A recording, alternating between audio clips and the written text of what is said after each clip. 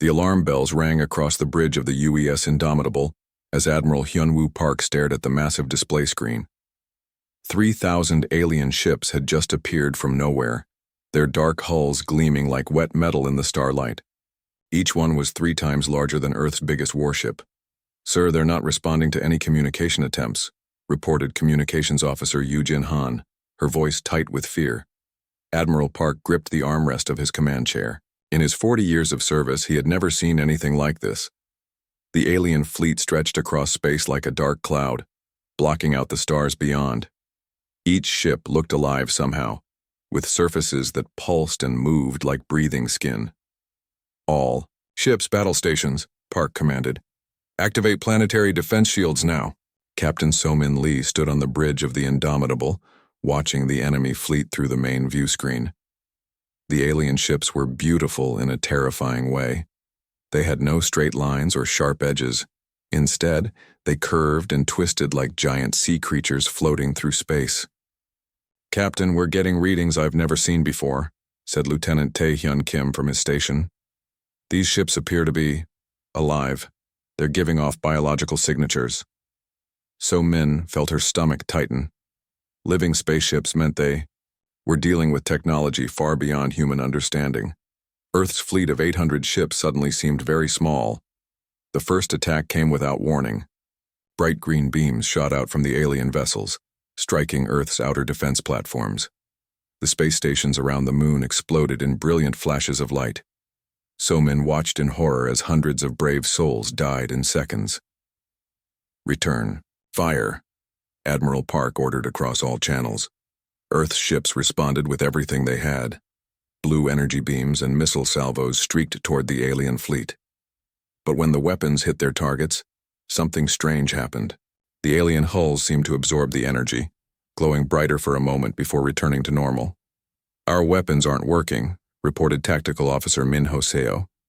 "The energy is being absorbed somehow." On the research station Galileo, Dr. Jin-A Choi watched the battle through the observation deck. She was Earth's leading expert on alien life, but she had never imagined anything like this.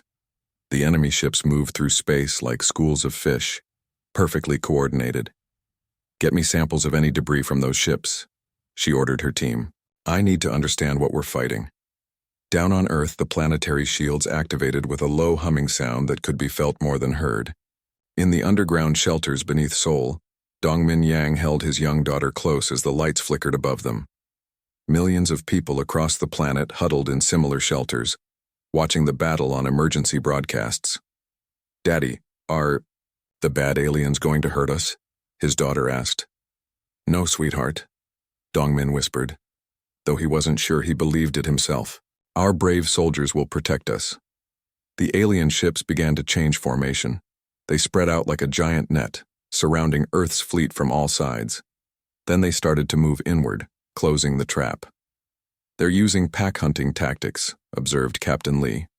Like wolves surrounding prey, the battle intensified as the aliens pressed their attack. Their weapons fired streams of acid that ate through ship hulls like paper.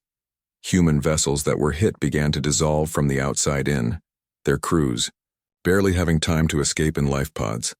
Lieutenant Kim piloted his fighter through the chaos, trying to rescue survivors from a destroyed cruiser. The alien ships were everywhere, their tentacle-like weapons reaching out to grab smaller human vessels. One of the creatures spotted his fighter and gave chase. "This is Blue Leader," Kim called into his radio. "I've got a big one on my tail." The alien ship behind him was massive, easily 50 times the size of his fighter. Its front end opened like a flower, revealing rows of teeth and a glowing throat. Kim pushed his engines to maximum power and dove toward Earth's atmosphere. Dr. Choi finally got her hands on a piece of alien debris. Under her microscope, she could see that it wasn't metal at all. It was organic tissue, but unlike anything that had ever lived on Earth. The cells were arranged in perfect geometric patterns, and they seemed to be communicating with each other through electrical impulses. "It's not just alive," she told her assistant. "It's intelligent. The entire ship is one big brain." This discovery changed everything. They weren't fighting machines controlled by aliens. They were fighting the aliens themselves. Each ship was a living creature, and they were all connected somehow. Admiral Park received Dr. Choi's report just as Earth's defense fleet was reduced to 400 ships. Half their forces were gone, and the aliens showed no signs of slowing down. The creatures had begun to descend toward Earth's atmosphere, their acidic weapons eating holes through the planetary shields. "Sir, we're picking up something strange on long-range sensors," reported Yujin Han. "There are energy readings coming from the outer solar system." "What kind of readings?" Park asked. "Unknown, sir. The signature is unusual, almost like our own technology, but different somehow." Park didn't have time to investigate. The alien fleet was preparing for what looked like a final assault on Earth. Their ships were gathering into one massive formation, like a spear pointed at the planet's heart. On the surface, evacuation coordinator Hiron Lim worked frantically to get civilians into the deepest shelters. The planetary shields were failing in several places, and alien creatures were beginning to break through. She could see them on the monitors, writhing masses of tentacles and teeth that moved like nightmares through space. "All civilians to Level 5 shelters immediately," she announced over the citywide communication system. "This is not a drill." As the alien spear formation began its dive toward Earth, something impossible happened. Yujin Han's instruments went crazy as a new signal appeared on her screens. "Admiral, I'm receiving a transmission," she said, her voice filled with confusion. "It's using old Earth military codes, very old codes." "Put it through," Park ordered. The voice that came through the speakers was human, but it carried an accent that sounded ancient somehow. "This is Captain Woojin Kang of the UES Pathfinder, requesting permission to join the battle." Every person on the bridge froze. The Pathfinder had been lost over 200 years ago, along with its entire crew. It was impossible for anyone from that ship to still be alive. "That's impossible," whispered So-Min Lee. "The Pathfinder was destroyed centuries ago." But as she spoke, something began to appear on the edge of the solar system. Something very large was coming toward Earth, and it was moving faster than anything human technology could achieve. Admiral Park stared at the communication display, his hands shaking slightly. The authentication codes were real. They matched the records from the UES Pathfinder, a ship that had vanished during humanity's first attempt to travel beyond the galaxy. No one had expected to hear from them ever again. "This is Admiral Hyunwoo Park of Earth Defense Command," he responded carefully. "Captain Kang, we show the Pathfinder as lost with all hands in 2156. Please explain your current status." The reply came through clearly, though the voice sounded different somehow, older and strange. "Admiral, my crew and I have been traveling for what you would measure as 231 years. We discovered technologies that changed us, and we learned about the threat you now face. We're coming to help." Tactical Officer Min Hoseo looked up from his instruments with wide eyes. "Sir, whatever is approaching us is massive, at least 10 times the size of our largest ship, and it's moving at speeds our physics say are impossible." Captain So-Min Lee felt a chill run down her spine. First the living alien ships, now a ghost ship from Earth's past. This day was becoming stranger by the hour. Around her, the battle continued to rage as more human ships fell to the acid weapons of the creatures. "Captain, hull breach on deck 7, reported Engineer Kyung-Ho John. "The alien acid is eating through our armor like it's made of paper." So-Min grabbed the nearest communication device. "All hands, this is the captain. Seal all compromised sections immediately. We're not giving up this ship." Down in the research lab, Dr. Jin-A Choi made another disturbing discovery. The alien tissue samples were still alive and trying to communicate with each other. Even separated from their ships, the cells were sending out electrical signals. "They share a group mind," she told her assistant. "Every creature in that fleet is connected to every other creature. They think and act as one giant organism." This explained why the alien ships moved so perfectly together. They weren't individual pilots following orders. They were parts of one enormous brain floating through space. It also meant that anything one of them learned, they all learned instantly. On Earth's surface, the alien breakthrough was getting worse. Evacuation coordinator Hiron Lim watched helplessly as several alien creatures broke through the failing shields above major cities. They were smaller than the space-going ships, but just as terrifying. Like flying jellyfish made of metal and flesh, they drifted down from the sky. "All ground defense units, target the atmospheric creatures," she ordered. "Don't let them reach the civilian areas." Lieutenant Tae-hyun Kim brought his damaged fighter back to the Indomitable, just as the ship's hull was breached again. He could see the alien acid slowly eating its way through the metal, leaving behind holes that sparkled with strange energy. "The acid isn't just dissolving our ships," he reported to Captain Lee. "It's doing something to the metal itself, changing it somehow." In the underground shelters, Dongmin Yang and millions of other civilians watched the news broadcasts with growing fear. The reporters tried to sound hopeful, but everyone could see that Earth's fleet was losing badly. The alien creatures outnumbered them 3-1, and human weapons seemed almost useless. "Breaking news," announced the reporter on screen. "Defense Command reports contact with an unknown human vessel claiming to be the lost ship Pathfinder. Officials are investigating this impossible claim." Dongmin remembered learning about the Pathfinder in school. It was humanity's first attempt to explore beyond their own galaxy. The ship had carried the best and brightest scientists of its time, along with experimental technology that was barely understood. Most people assumed it had been destroyed when it failed to return. Back on the command bridge, sensor operator Yoonji Park was getting readings that made no sense.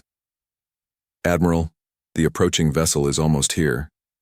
But sir, the energy signatures are unlike anything I've ever seen. It's definitely human technology, but it's been changed somehow." "Changed how?" asked Admiral Park. "It's like someone took our technology and mixed it with something completely alien. The power output alone is beyond our current capabilities," as, if summoned by her words, a massive shape began to appear near Jupiter. It started as a shimmer in space, like heat waves rising from hot pavement. Then the shimmer grew solid, revealing a ship that was both familiar and completely strange.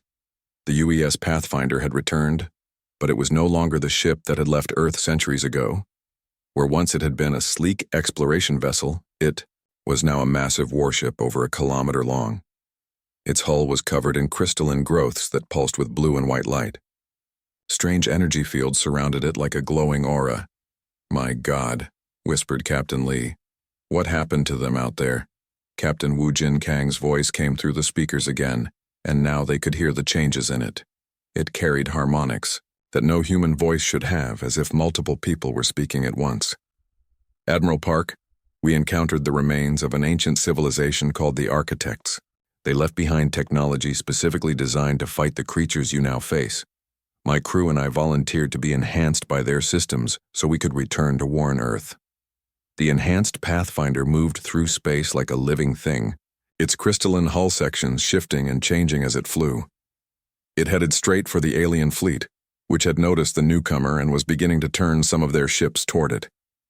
"Captain Kang, those creatures have weapons that can dissolve our ships in minutes," warned Admiral Park. "Be careful." "We know about their weapons, Admiral. We've been studying these creatures for longer than you might think. Watch and learn." The Pathfinder engaged the first wave of alien ships with weapons that seemed to bend light itself.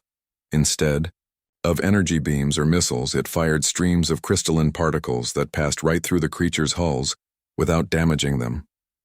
But something else happened. The alien ships began to slow down and drift aimlessly through space. "What did you do to them?" asked Captain Lee over the communication channel. "We severed their neural connections," replied Captain Kang. "The Architect technology can disrupt the psychic links that hold their group mind together. Without that connection, they become confused and helpless." Dr. Choi watched the battle through her lab's observation window and understood immediately. If the alien creatures shared one mind, then cutting that connection would be like giving them all a severe brain injury at the same time. This could change everything, she said to herself. The enhanced Pathfinder continued its attack, using its strange weapons to disable alien ships one by one. But there were still thousands of creatures left, and they were learning to adapt. Some of them began to spread out, making it harder for the Pathfinder to target multiple ships at once.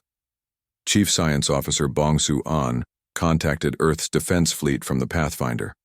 His voice carried the same strange harmonics as Captain Kang's. Admiral Park, we need to share our knowledge with your ships. The architect technology can be integrated with your existing systems, but it requires human neural patterns to function properly. What do you mean by neural patterns? Asked Admiral Park, human consciousness, Admiral. Our brains work in a way that's compatible with architect quantum systems, but the integration process is dangerous. Some of your crew members would need to volunteer for enhancement procedures. On the surface, Ground Defense Coordinator Chan Wu, Lee was fighting a losing battle against the alien creatures that had broken through the shields. His teams were using everything they had, but conventional weapons barely slowed down the jellyfish-like invaders. Sir, we're getting reports from the medical teams, one of his officers said.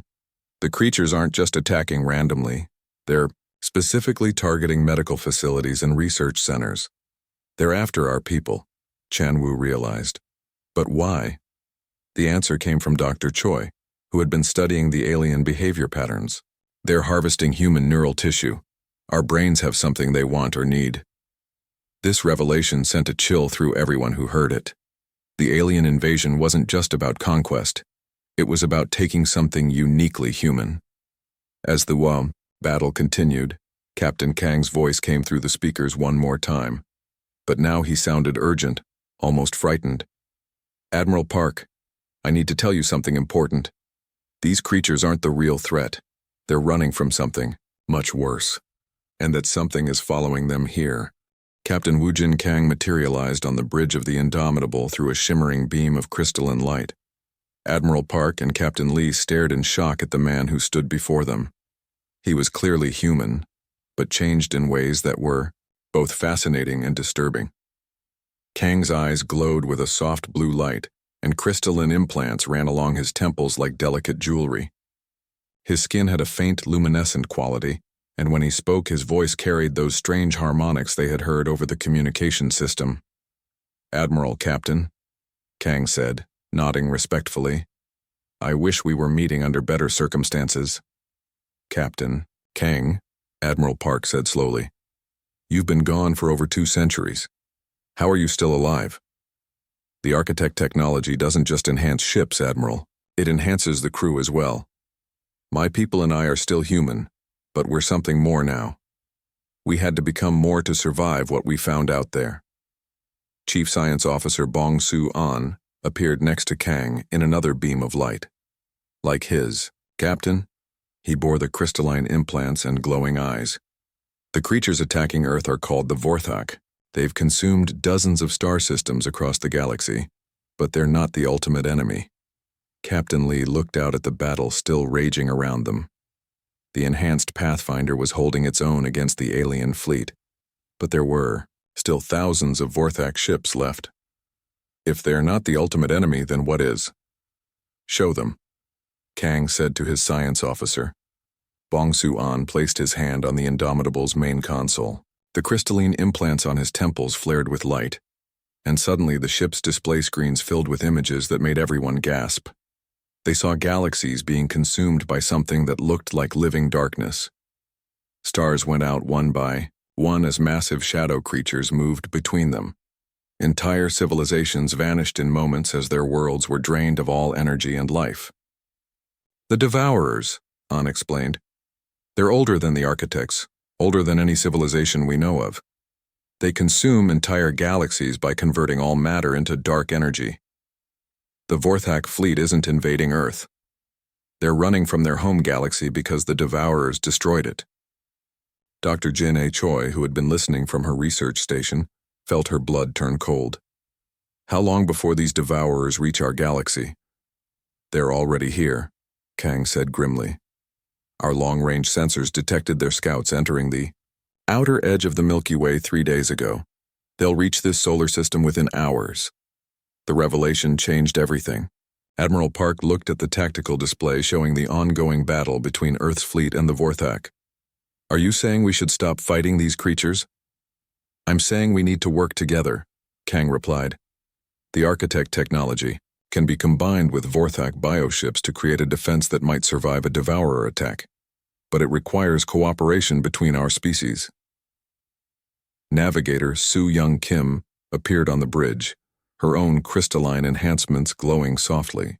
"Admiral, we need to establish communication with the Vorthak command ship. Our universal translator systems were enhanced by the architects." Captain Lee shook her head. "They've been trying to kill us for hours. How do we convince them to work with us?" "By showing them what's coming," An said. He placed his hand on the console again, and the ship's communication array sent out a powerful signal toward the Vorthak fleet. The signal contained the images of the devourers that the Pathfinder crew had witnessed. Within minutes, the acid, attacks from the alien ships began to slow down. Then they stopped completely. A new voice came through the communication system, speaking in a language that sounded like music mixed with static. The enhanced translator systems converted it to human speech. "This is War Prime Kethril of the Vorthak fleet. Your images show the darkness that consumed our home. How do you know of the devourers?" Translator Youngsuk Kwan, who had rushed to the bridge when the ceasefire began, worked with the Pathfinder's enhanced systems to improve the communication link. "We're getting better translation now. They want to know if we've encountered the devourers before." "Tell them about the architects," Kang instructed. "Tell them we found the ruins of their civilization and learned how they tried to fight the devourers." The conversation between humans and Vorthak continued for nearly an hour while both fleets held their fire. Dr. Choi found herself working directly with a Vorthak bioengineer, whose name translated roughly as Gextal. Despite the language barrier, they found they could share scientific concepts through mathematical formulas. "Their bioships are incredibly sophisticated," Dr. Choi reported. "They can adapt to almost any environment and heal from damage that would destroy our vessels, but they lack the quantum technology needed to resist devourer energy drain weapons." Lieutenant Tae-Hyun Kim volunteered to be the first human to attempt neural bonding with a Vorthak bioship. The procedure took place aboard the Pathfinder, supervised by enhanced navigator Haejin Ryu and the ship's advanced medical systems. The bonding process requires the human pilot to temporarily share consciousness with the bioship, Ryu explained as Kim was prepared for the procedure. "It's similar to what happened to us with the architect technology, but not as permanent." Kim lay back on the crystalline medical table as organic cables from a small Vorthak vessel connected to neural interface points on his head. For a moment, nothing happened. Then his eyes widened as his consciousness expanded to include the living ship. "I can feel it," he whispered. "It's not just alive. It's intelligent. And it's scared. It remembers its home being consumed by darkness." The neural bonding was successful, creating the first human Vorthak hybrid fighter. The bioship responded to Kim's thoughts while lending him its organic weapons and self-repair capabilities. Together, they were stronger than either species could be alone. On Earth's surface, civilian engineer Byung-ho No worked frantically to install architect shield generators around major population centers. The technology was far more advanced than anything Earth had produced, but it required careful integration with existing power systems. "The shields will protect against devourer energy drain," he explained to evacuation coordinator Hai-Rin Lim, "but only if we can get them fully operational before the scouts arrive." In the underground shelters, Dong Min-yang and his family watched the news broadcast with a mixture of hope and fear. The report spoke of a temporary alliance with the alien invaders, but also warned of an even greater threat approaching from deep space. "Daddy, are the scary aliens going to be our friends now?" his daughter asked. "I think so, sweetheart," Dongmin replied, though he wasn't sure he understood it himself. Sometimes even enemies have to work together when something worse comes along. Back in space, the combined human Vorthak fleet began reorganizing for the new threat. Ships from both species formed mixed squadrons, with human quantum technology supporting Vorthak bioships.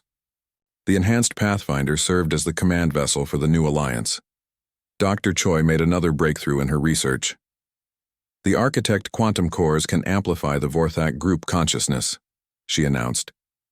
"Instead of sharing minds across one fleet, they could potentially link with our computer systems and create a true hybrid intelligence." But as the preparations continued, deep space monitors began detecting massive energy signatures approaching from the edge of the solar system. Scanner operator Jiho Moon aboard the Pathfinder confirmed everyone's worst fears. Multiple Devourer scouts detected, he reported, his enhanced voice carrying harmonics of dread. They're converting Jupiter's outer moons into dark energy. Estimated time to Earth, 6 hours. Captain Kang looked at Admiral Park and War Prime Kethril, who had come aboard the Pathfinder for the final strategy meeting. This is it. Everything we've prepared for comes down to the next few hours. Through the observation windows, they could see Jupiter growing dimmer as its moons disappeared into dark energy. The Devourers were here and they were hungry. The first Devourer scout ship materialized near Jupiter like a hole being torn in reality itself. It was massive beyond comprehension, easily the size of Earth's moon, and it seemed to absorb light rather than reflect it. Where it passed, space itself looked wrong, as if the fundamental laws of physics were being rewritten. Scanner operator Jiho Moon watched his instruments go crazy as the creature began to feed. "It's converting Jupiter's mass directly into dark energy," he reported, his enhanced voice trembling. "At this rate, the entire planet will be gone in 12 hours. Admiral Park stood on the bridge of the Pathfinder alongside Captain Kang and War Prime Kethril. The Vorthak commander was an impressive sight, standing nearly 3 meters tall with 4 arms and skin that shifted colors based on his emotions. Right now, he was displaying the deep purple of fear. Our home galaxy fell to creatures like this, Kethril communicated through the enhanced translation system. Entire star systems consumed in days. Our fleet fled for decades to reach this place. But you never tried working with other species before, Captain Kang pointed out. The architects believed that cooperation between different forms of consciousness was the key to resisting the Devourers. Dr. Ginny Choi rushed onto the bridge with data tablets in her hands. Her research had been going around the clock since the Alliance began. "I've been analyzing the Devourers' energy patterns. They don't just consume matter, they consume information, consciousness, the very concept of organized existence." "What does that mean for our defense?" asked Captain So-Min Lee.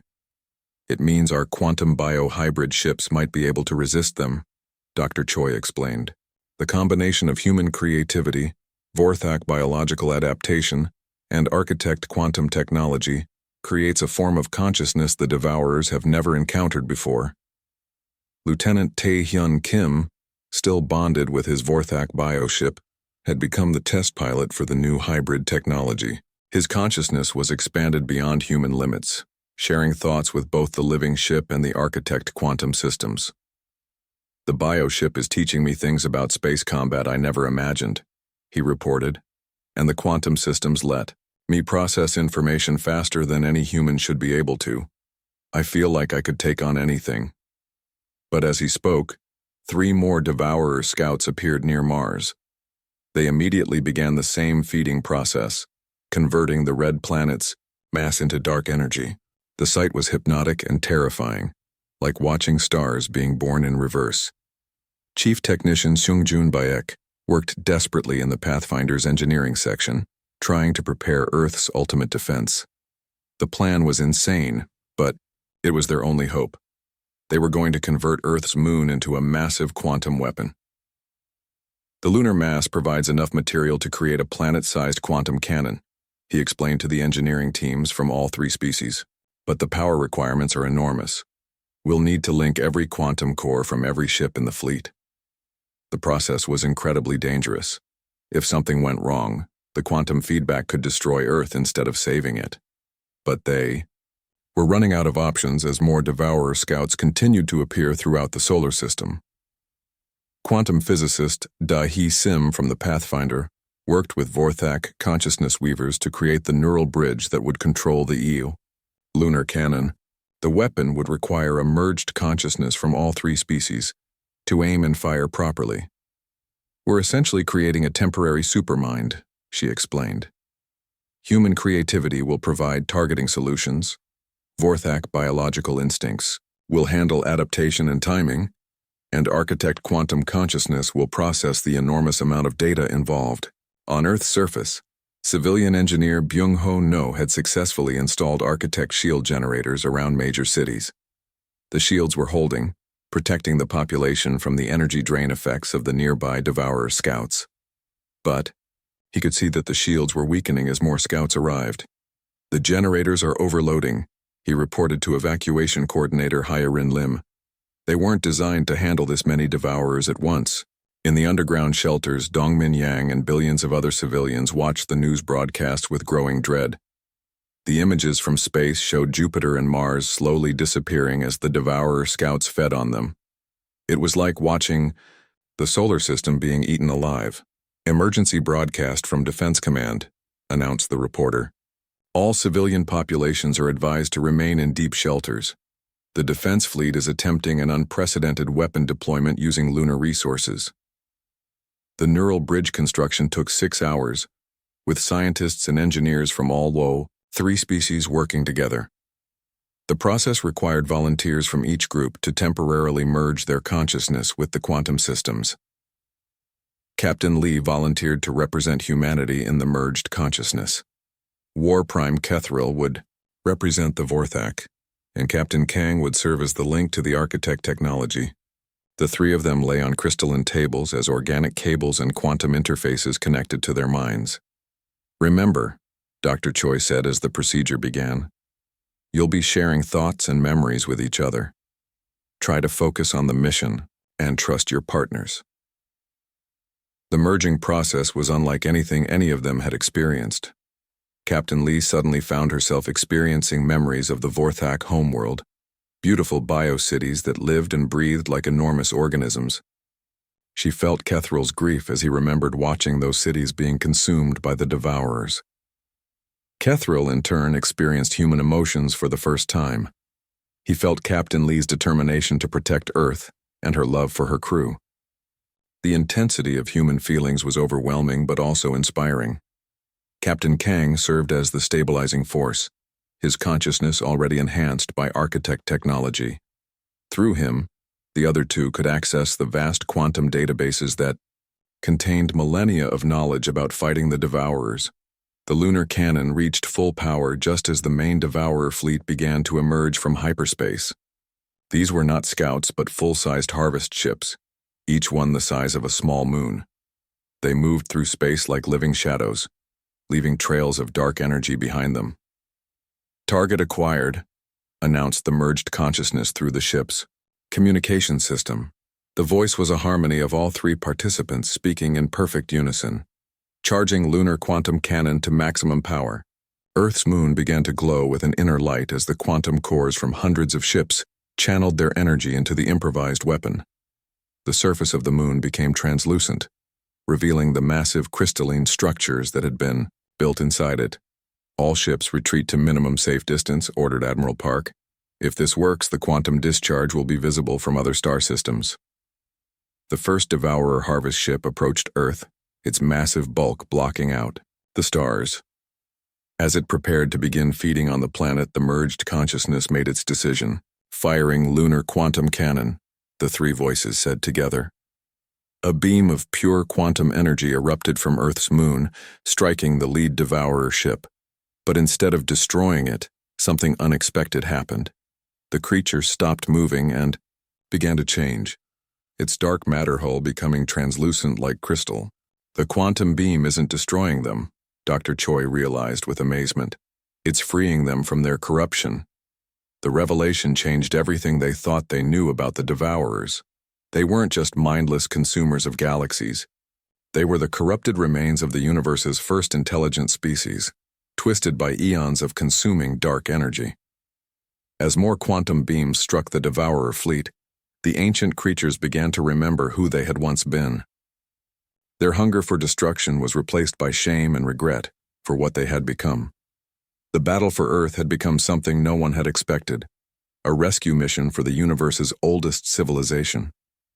The ancient Devourer ships hung motionless in space around Earth, their dark hulls now glowing with the same crystalline light as the lunar cannon. Inside the merged consciousness, Captain Lee, War Prime Kethril, and Captain Kang could feel the overwhelming emotions of beings that had existed since the universe was young. "We remember," came a new voice through the communication systems. It was ancient beyond measure, carrying the weight of billions of years. "We remember what we were before the hunger consumed us.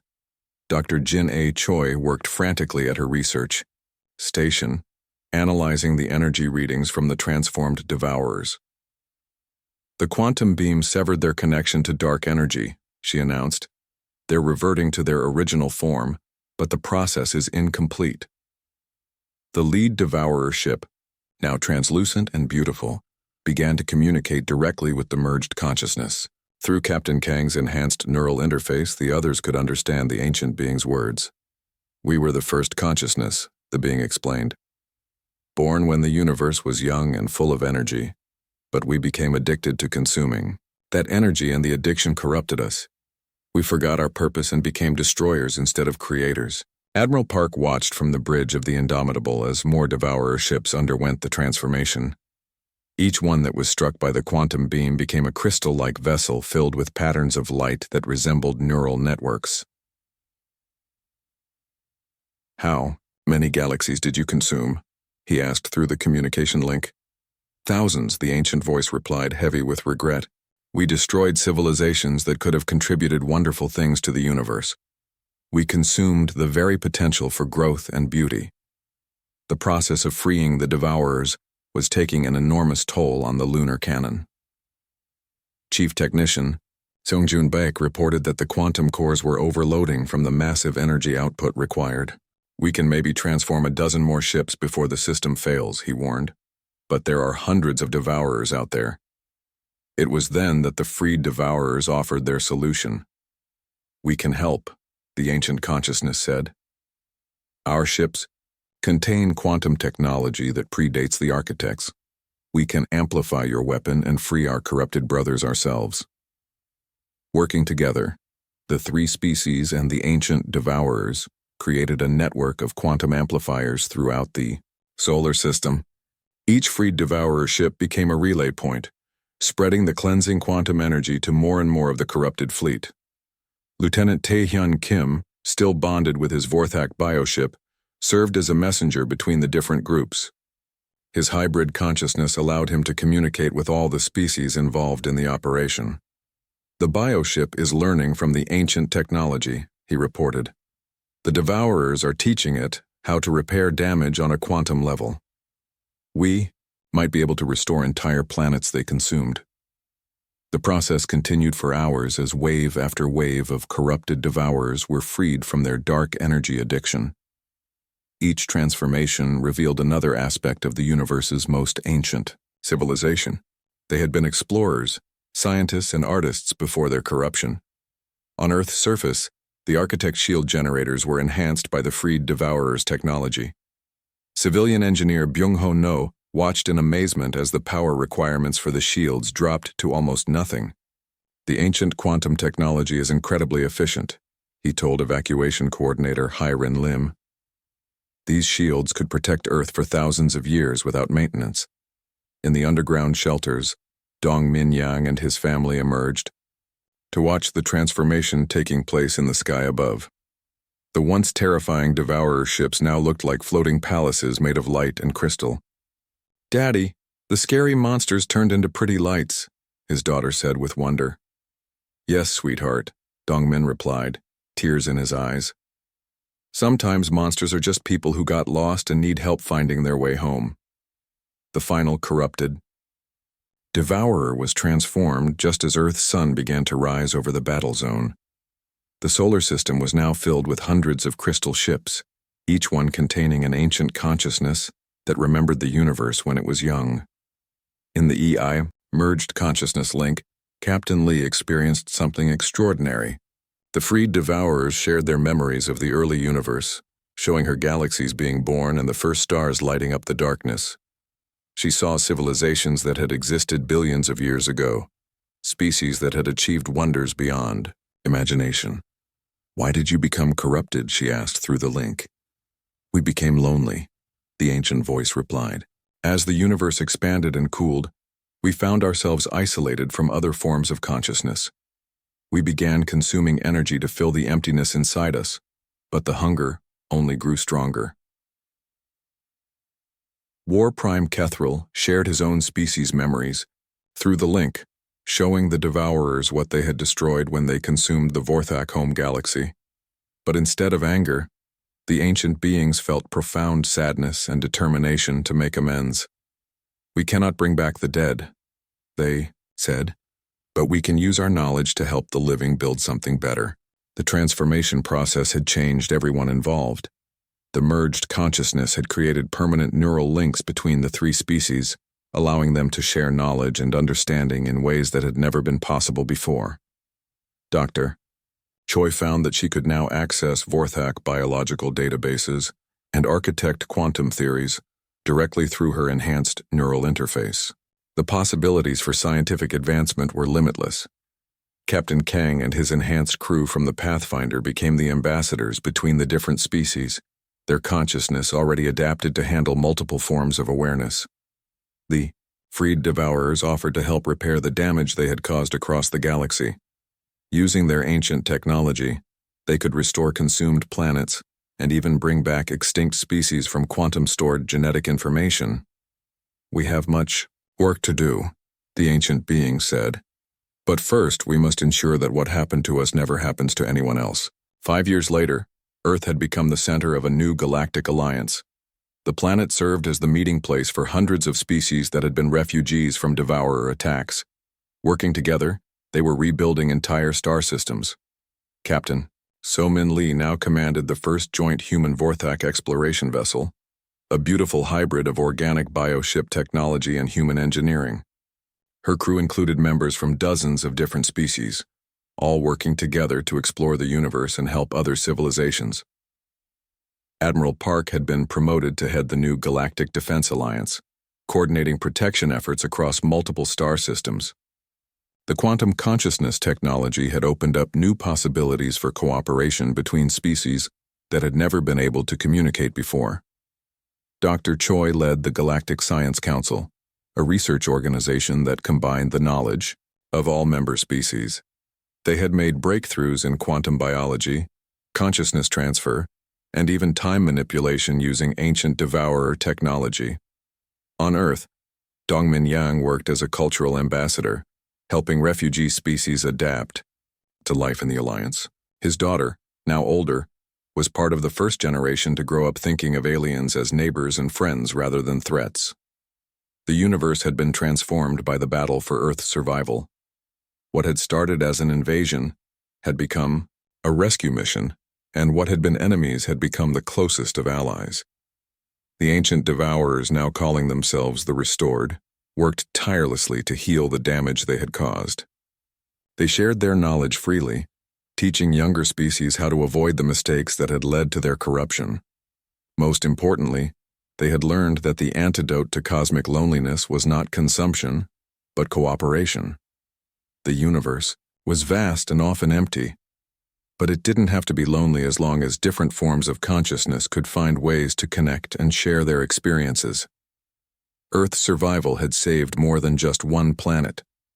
It had saved the universe itself from an ancient darkness and opened the door to a new age of cooperation and understanding among the stars.